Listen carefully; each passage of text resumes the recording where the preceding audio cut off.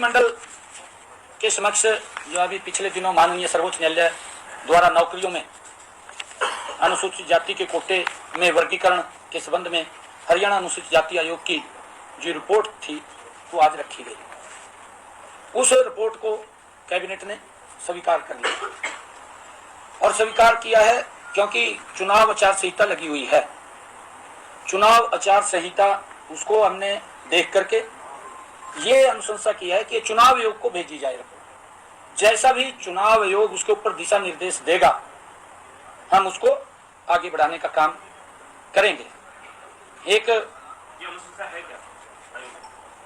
जी जी जी जी मैं आपको बताना चाहता हूं कि ये दो प्रकार के वर्गीकरण की सिफारिश माननीय सर्वोच्च न्यायालय ने की है। एक अन्य अनुसूचित जाति, दूसरा वंचित अनुसूचित जाति। उसके अंदर जो ऐसी समाज के अंदर गरीब व्यक्ति है ऐसे लोगों को, और उसके अंदर आयोग ने ये विश्लेषण भी किया क्योंकि रिपोर्ट पिछले कैबिनेट के अंदर हमने आयोग को भेजी थी।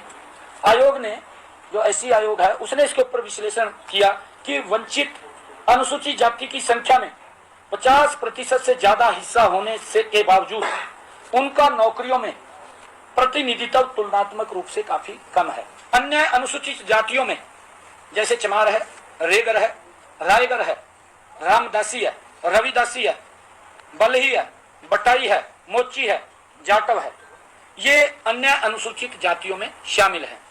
वंचित अनुसूचित जातियों में जैसे वाल्मीकि है, धाणक है, ओड है, बाजीगर है, मजहबी है, मजहबी सिख है, इसके साथ साथ 36 अन्य जातियां भी हैं जो इसके अंदर वंचित अनुसूचित जाति में शामिल है।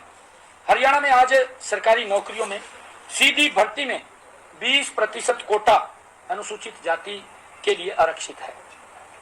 आयोग ने यह सिफारिश किया, मैं आयोग की बात कर रहा हूं। आयोग को हमने पिछले कैबिनेट के अंदर भेजा था। आयोग ने यह सिफारिश की है कि इसका आधा प्रतिशत यानी 10% वंचित अनुसूचित जाति के लोगों के लिए आरक्षित किया जाए।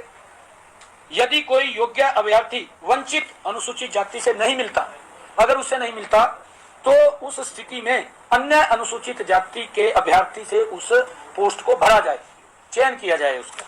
ये उसके अंदर उन्होंने सिफारिश की है। इसी प्रकार उपलब्ध 20% कोटे में से आधा प्रतिशत यानी 10% कोटा अन्य अनुसूचित जाति के लोगों के लिए आरक्षित किया जाए।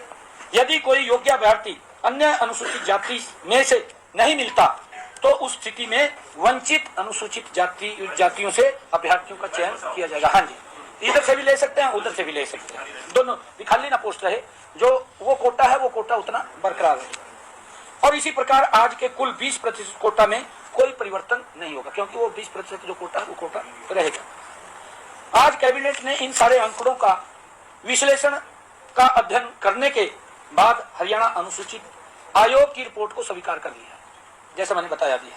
लेकिन आदर्श आचार संहिता लागू होने के कारण फिलहाल इस मामले में आगे की कार्रवाई अमल में चुनाव के बाद लाई जाएगी।